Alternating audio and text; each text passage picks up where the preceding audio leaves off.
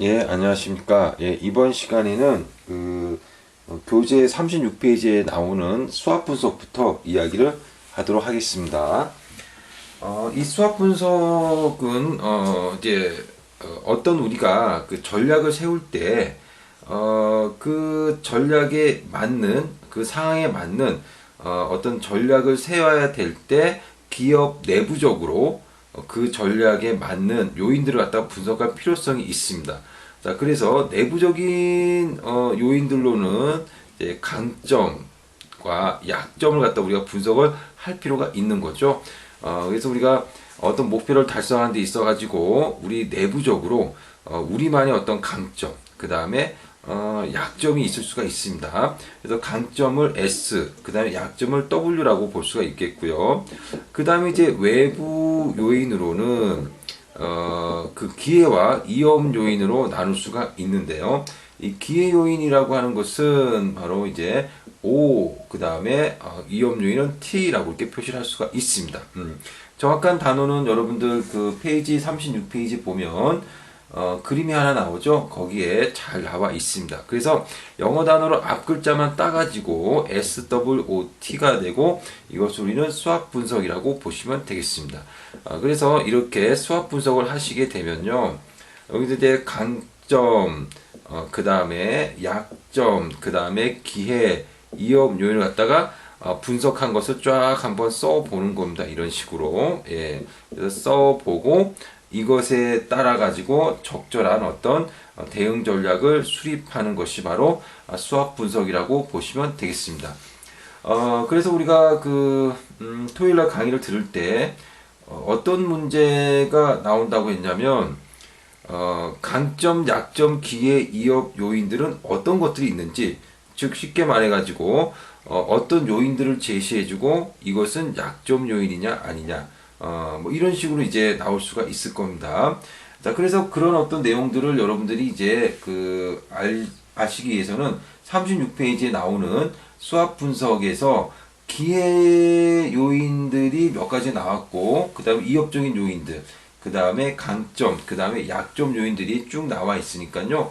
그걸 갖다 한번 좀 읽어보시면 되겠습니다. 결국은 이제 그 강점이라고 하는 것은 외부의 요인이 아니라 우리 기업 내부적으로 가지고 있는 우리만의 강점. 이 바로 이제 이런 강점 요인들이고요. 그 다음에 우리가 가지고 있는 어떤 약점들이라고 하는 겁니다. 외부적인 요인들이 아니라. 그 다음에 이제 외부 요인의 기회, 위험 요인은 요 기회 요인이라든가 위험 요인은요, 우리 내부적인 요인이 아니기 때문에 이런 요인들을 우리가 어떻게 제어할 수 있는 건 아닙니다만, 바깥에서 이런 상황들이 발생하게 되면 그것이 우리의 목표를 달성하는 데 있어서 기회가 될지 혹은 위협이 될지 갖다가 판단하시면 될 것 같습니다. 자, 그러면 이런 어떤 수학 분석에는 또 몇 가지 그 전략들이 있는데요.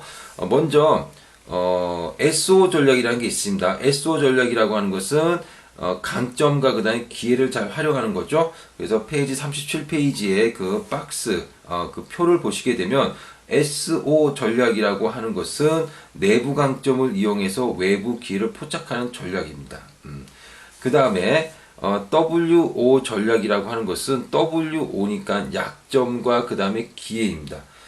결국은 기회를 잘 살리되 우리 내부의 약점을 어느 정도 조금 낮출 수 있도록 노력하는 전략이 바로 WO 전략이라고 보시면 되겠고요.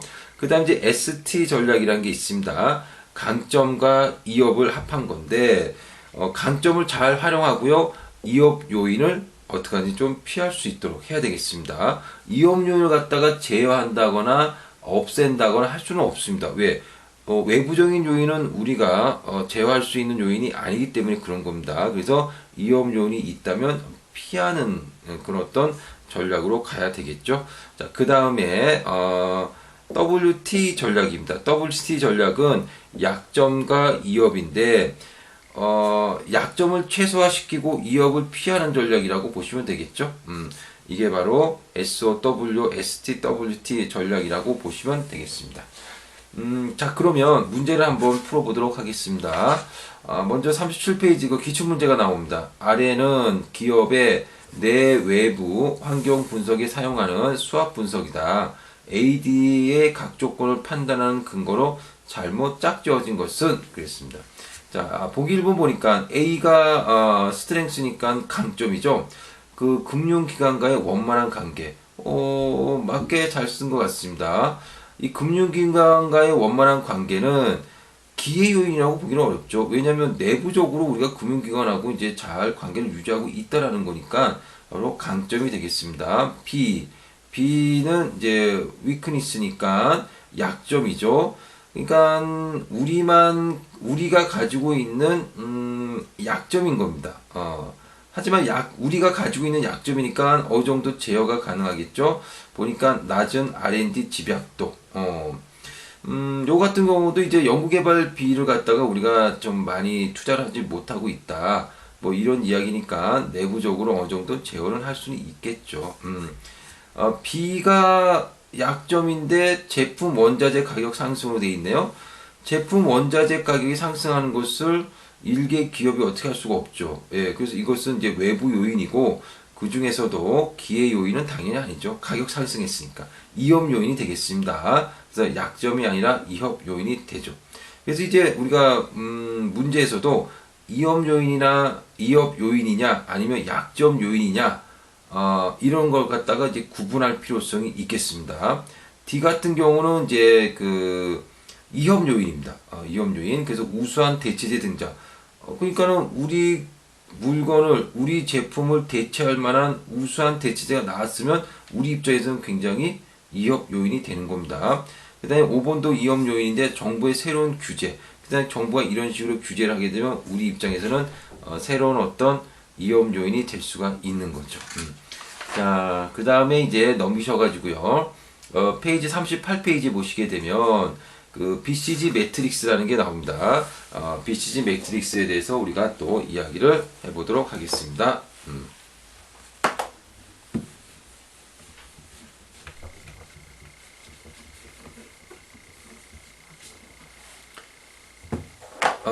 자, 이제 BCG 매트릭스는요, 이제 매트릭스 우리가 이제 그립니다. 그리는데, 그러면 Y축과 X축은 어떻게 그리냐? 일단 먼저 Y축은 시장의 성장률입니다.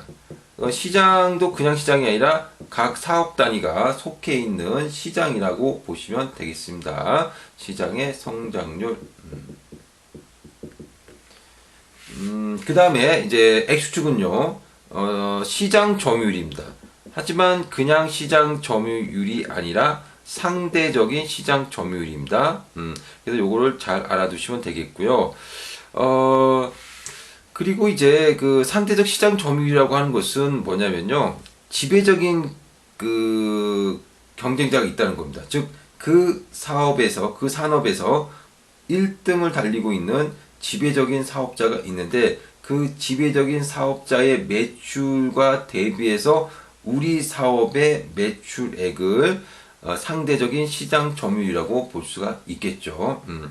자, 그러면 여기에 있는 것을 우리는 이제 물음표라고 합시다. 즉 이쪽으로 갈수록 시장 성장률이 높고 이쪽으로 갈수록 낮고 그 다음에 점유율도 이쪽으로 갈수록 높고 이쪽으로 갈수록 적다 이렇게 본다면 여기가 이제 퀘스천 마크가 되겠죠. 근데 이제 여러분들 책에서 보시게 되면 상대적 시장 점유율이 이쪽이 고고 이쪽이 저로 되어 있습니다. 그래서 저처럼 이렇게 써도 되고요. 그 다음에 교재에서처럼 이렇게 써도 됩니다. 상관없습니다. 그래서 이게 학생들 입장에서도 헷갈릴 수가 있지만 쓰기 나름인 겁니다. 그래서 책에서는 이렇게 썼지만 책에서 쓴 것과는 반대로 상대적인 시장 점유율을 이쪽으로 갈수록 낮고 이쪽으로 갈수록 높다 이렇게 볼게요. 그러다 보니까는 물음표가 여기에 있게 되고 별은 여기에 있고 그 다음에 현금 조소는 여기에 있고 그 다음에 강아지는 여기에 있게 되는 거죠. 자, 교재하고는 조금 이렇게 바뀌긴 했지만 왜 바뀌어졌는지 여러분은 쉽게 이해하실 수 있을 걸로 생각이 듭니다. 일부러 한번 바꿔서 써봤습니다. 예, 이렇게 나올 수도 있고 뭐 저처럼 이렇게 나올 수도 있고 어떤 게 더 많이 나오느냐 뭐 비슷한 분포로 이제 교재에 이제 나오고 있습니다. 자, 그러면 우리가 이제 물음표 같은 건 뭡니까? 성장률은 높은데 상대적으로 시장 점유율은 낮은 거죠.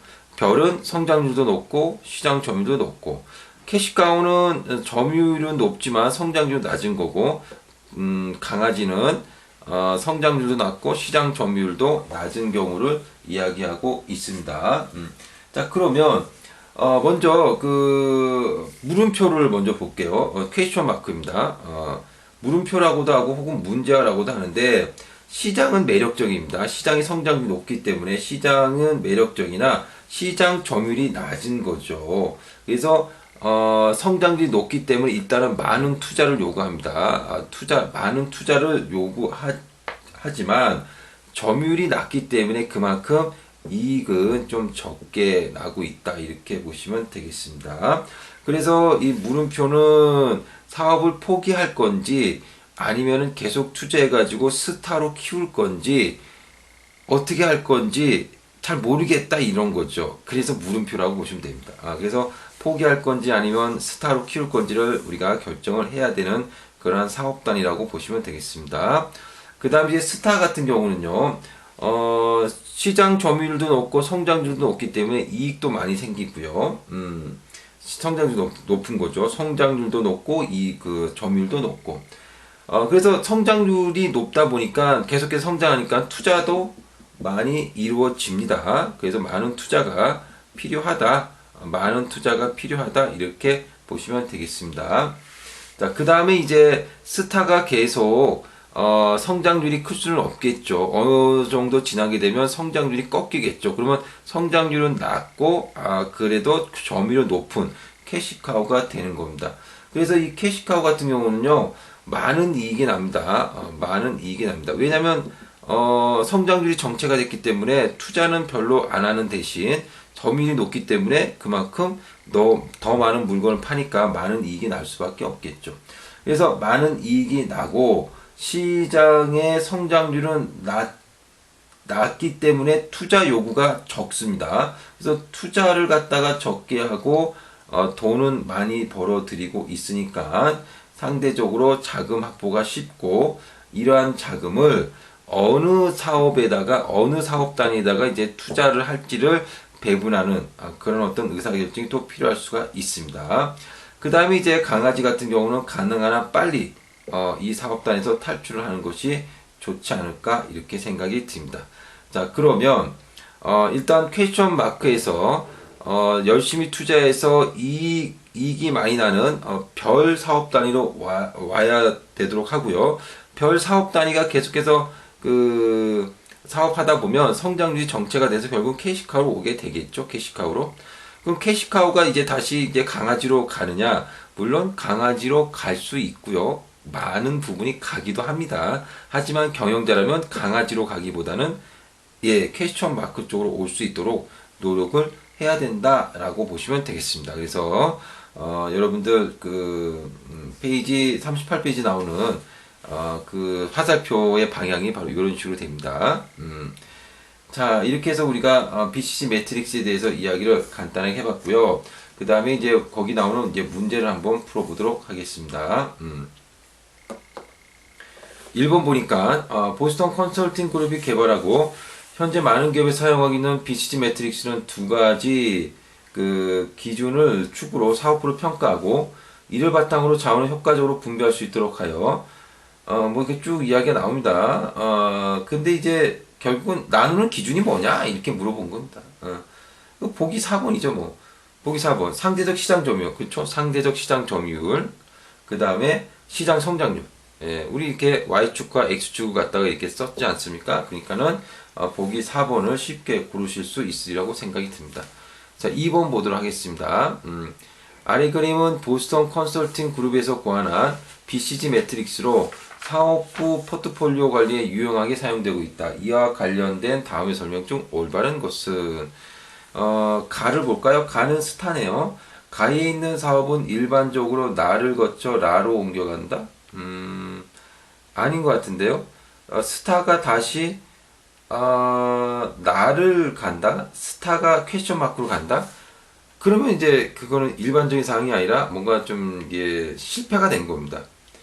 갈 수는 있어요. 갈 수는 있는데 그렇게 갔다는 것 자체가 실패했다는 뜻입니다. 그러니까는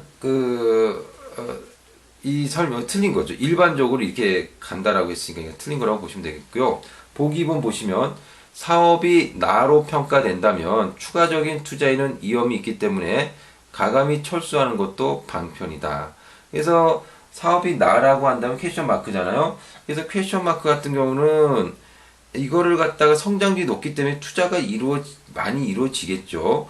투자가 많이 이루어져 가지고 스타로 가면 좋은데 만약에 못 갔을 경우에는 결국 이게 실패가 된다는 거죠. 그렇기 때문에 차라리 그럴 바에는 이 시점에서 차라리 과감하게 철수 전략을 펼치는 것도 괜찮다 이렇게 보시는 거죠. 그래서 이제 물음표는요, 그냥 포기를 할지 아니면 투자를 지속할지를 갖다가 결정해야 되는 그런 어떤 사업단이라고 보시면 되겠습니다. 그래서 보기 2번이 맞는 이야기입니다. 올바른 것입니다. 과감히 철수하는 것도 하나의 방편이 됩니다. 자, 보기 3번. 다의 경우 성장 전략이 요구되기 때문에 기업 자원의 집중 투자가 필요하다. 아니죠. 다는 캐시카우잖아요. 여기는 이제 자금 확보가 굉장히 잘 되기 때문에, 그러기 때문에, 집중적인 투자가 필요하지 않습니다. 예, 캐시카우는 투자는 별로 안 해도 되고, 다른 곳에 투자할 수 있도록 해야 되겠죠. 자, 4번. 라에 있는 사업은 기업에서 가장 오래된 부문으로 투자는 필요 없는 대신 현금 유입은 크고 현금 유출은 작다. 라 같은 것은 개잖아요. 강아지. 그래서 투자 필요 없고요. 그 다음에 현금 유입은 크다라고 했는데 뭐 현금 유입도 그렇게 크지는 않습니다. 이제 성장률도 작아지고 시장 점유율도 작아졌기 때문에 현금 유입은 뭐 클 수가 없겠죠. 자, 가는 5번. 가는 경쟁력은 없지만 시장 성장률이 높기 때문에 기업의 자원을 집중해서 투자 육성한다라고 나와 있습니다. 가가 이제 스타죠. 경쟁력이 없다라고 했는데 경쟁력 없지는 않죠. 경쟁력이 있습니다. 예, 스타 같은 경우는 경쟁력도 있고 시장 성장률도 높고 그러니까 집중 투자해가지고 육성해야 된다. 뭐 이 말은 맞지만 어쨌든 경쟁력이 없다라는 말이 이제 틀렸다 이렇게 보시면 되겠습니다. 그래서 보기 2번이 답이 되겠습니다. 자, 그 다음에 이제 다각화를 한번 보도록 하겠습니다. 다각화. 거기 보시면 크게 보면 이제 관련 다각화가 있고 비관련 다각화가 있죠. 이제 관련 다각화는 관련 있는 사업에 진출하는 거고요. 비관련 다각화는 관련이 없는 사업에 진출하는 겁니다. 그래서 예를 들어서 관련 다각화 같은 경우는 SK가 정유회사인 SK가 SK 엔카라는 자동차 정비 업종에 진출했다. 뭐 자동차 기름을 넣는 거나 혹은 자동차를 정비하는 거나 조금 어느 정도 이제 관련이 있죠. 예, 이런 게 바로 관련 다각화입니다. 또 뭐 농협이 보험에 진출했다. 농협이 이제 어떻게 보면 이제 은행이나 마찬가지잖아요. 이제 은행인데 은행 업무를 하면서 보험에도 진출했다. 서로 뭐 금융 쪽이니까 서로 이제 연관이 있는 거죠. 예. 그래서 이런 것들이 바로 관련 다각화고요. 그 다음에 이제 비관련 다각화는 관련이 없는 사업에 진출하는 겁니다. 우리나라의 재벌그룹 같은 경우가 대표적이겠죠. 그래서 조선업을 하다가 갑자기 금융업을 하겠다. 금융업을 하다가 갑자기 철강 사업을 한번 해보겠다. 뭐 이렇게 되는 거죠. 그러다 보니까는 서로 관련 없는 그런 어떤 사업에 진출하는 경우가 많이 있습니다. 이런 걸 우리는 비관련 다각화라고 볼 수가 있겠습니다. 자, 그 다음에 이제 수평적 통합인데요. 이 수평적 통합이라고 하는 것은 뭐냐면, 예, 카테고리가 넓어지는 거죠. 예. 그래서 같은 업종 내에서, 거기 보시면, 같은 업종 내에서 여러 가지 상품을 생산하는 것이라고 보시면 되겠습니다. 그러니까 이제 수평적으로 보는 거예요, 수평적으로. 그래서 예를 들어가지고, 우리가, 거기 예를 보면 승용차를 갖다가 생산하다가 트럭을 갖다가 생산한다거나, 버스를 생산한다거나 뭐 이런 겁니다. 이런 것이 바로 이제 수평적 통합입니다. 그래서 이것을 통합하게 되면 한 회사에서 트럭도 승용차도 버스도 생산하는 그런 업체가 되겠죠. 자, 근데 이제 수직적 통합이라고 하는 것은 뭐냐면요. 수직적 통합은 이런 겁니다. 자, 예를 들면 이제 현대 자동차가 있고요. 현대 자동차. 자, 그 다음에 그 부품 회사가 있겠죠. 부품 회사.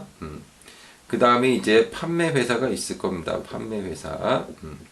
자, 그러면 현대자동차 뒤에는 뭐가 있습니까? 부품회사가 있죠. 그래서 이쪽이 바로 이제 후방이 되는 거고요. 현대차 앞에는 뭐가 있습니까? 판매회사가 있죠. 이거는 전방이 되는 겁니다. 그래서 후방과 전방을 갖다가 아우르는, 즉 후방에 있는 회사와 전방에 있는 회사를 갖다가 결합시키는 거. 이게 바로 이제 수익적 통합이라고 보시면 되겠습니다. 한 상품 관련 2개 이상의 공정을 한 기업이 담당하는 것. 그러니까 원래대로 한다면 완성차만 만들어야 되지만 부품도 만들고 판매도 다 같이 하는 그런 게 바로 이제 수직적 통합이라고 보시면 되겠습니다. 수익적 통합. 그래서 수익적 통합의 장단점이 있죠. 거기 보시면 밑에 5번째 줄 거래 비용이 절감될 수 있습니다. 아무래도 그렇겠죠. 현대자동차가 부품을 사가지고 오는 것보다 다른 회사에서 자기가 직접 만들면 아무래도 싸게 더 만들 수가 있는 거죠. 그 다음에 기술적 시너지가 있다. 그래서 부품과 그 다음에 완성차 같은 경우는 서로 간에 어떤 결합을 한다면, 연합한다면 시너지를 얻을 수가 있을 겁니다. 그 다음에 안정된 수요와 공급입니다. 아무래도 이제 그 회사 내에 부품회사가 있고 판매회사도 있으니까 현대자동차는 안전하게 부품을 이제 조달하고 그 다음에 이것을 안전하게 자회사로부터 이제 판매를 하니까 안정된 수요와 공급이 있을 수밖에 없겠습니다. 자, 그 다음에 이제 단점이 있는데 사업 리스크가 상승합니다. 부품회사도 결합하고 판매회사도 결합해가지고 큰 회사가 된다면 아무래도 사업 리스크가 상승할 수밖에 없겠죠. 근데 도덕적 해이가 발생합니다. 이건 뭐냐면요. 부품회사 같은 경우는 어차피 현대자동차가 사줄 거니까 뭐 대충 만들어 다 사줄 거 아니냐. 이런 게 바로 이제 도덕적 해이라고 보시면 됩니다. 그래서 도덕적 해이가 발생하게 되죠. 품질 개선, 비용 절감에 대한 동기가 아무래도 감소한다. 자, 그 다음에 이제 그 뒤에 보시면 40페이지 그림이 하나 나오죠. 그 그림은 방금 전에 설명했던 겁니다. 거기 보시면 이제 수직적 통합인데 바로 이제 수직적은 수직으로, 즉 세로로 이렇게 통합을 하는 거죠. 그리고 그 옆에 보니까 후방 전방이라는 게 나오죠. 지금 제가 방금 후방 전방을 써놨으니까 그거를 잘 아실 수 있으실 겁니다. 그 다음에 여러분들 그 그림에서 수평적 통합이라는 게 있잖아요. 수평적 통합은 뭡니까? 이제 같은 상품 카테고리를 갖다가 이제 결합시키는 것을 수평적 통합이라고 보시면 되겠습니다. 수평적 통합. 그래서 아까 제가 설명을 예를 들었던 게 뭐 책에서도 나오고 있지만 승용차 업체가 트럭도 진출하고 버스도 진출하고 하는 겁니다. 이것이 바로 이제 수평적 통합이라고 보시면 됩니다. 수평적 통합. 그래서 그림을 잘 보시면 어떤 건지 아실 수 있으실 겁니다. 아웃소싱입니다. 아웃소싱. 아웃소싱 같은 경우는 뭐냐면요. 우리 회사에서 하지 않는 일을 외부 업체에게 맡기는 겁니다. 외부 업체에게 맡기는 거죠. 예를 들어서 나이키 같은 경우는 신발을 제조하는 업체가 미국 업체가 아니라 말레이시아라든가 인도네시아, 인도 그다음에 태국 이런 데서 이제 만들어낸다는 거죠. 그래서 나이키는 생산은 아웃소싱 하고요. 그 다음에 기획이나 그 다음에 판매라든가 이런 것들은 다 기업 내부에서 하는 거라고 보시면 되겠습니다. 자, 그래서 아웃소싱을 하는 이유가 뭐냐? 장점이 있습니다. 비용 절감이죠. 그래서 자기가 직접 만드는 것보다 외부에서 이제 조달하게 되면 아무래도 비용 절감을 할 수가 있을 겁니다. 싸게 좀 사들여 올 수도 있고요. 그 다음에 유연성 확보가 가능합니다. 그래서 언제든지 내가 아웃소싱, 즉 외주를 줬으니까 언제든지 내가 좀 필요하면 더 달라고 할 수 있고 더 만들려고 할 수도 있고 아니면은 이제 상품이 잘 안 팔리게 되면 거래 관계 끊는다거나 하는 식으로 이제 유연성 확보가 가능하다 이렇게 보시면 되겠습니다. 단점도 있는데요. 아무래도 외부에 의존한다는 것은 핵심 역량이 축소될 위험이 있습니다. 그래서 외부에서 다 만들어주면 자기가 할 수 있는 건 별로 없는 거 아닙니까? 그러면 핵심 역량이 아무래도 줄어들 수밖에 없겠죠. 자, 이렇게 해서 우리가 아웃소싱까지 이야기해 드렸고요. 전략적 제휴부터는 41페이지 다음 강의에서 말씀을 드리도록 하겠습니다. 예, 여러분 수고하셨습니다.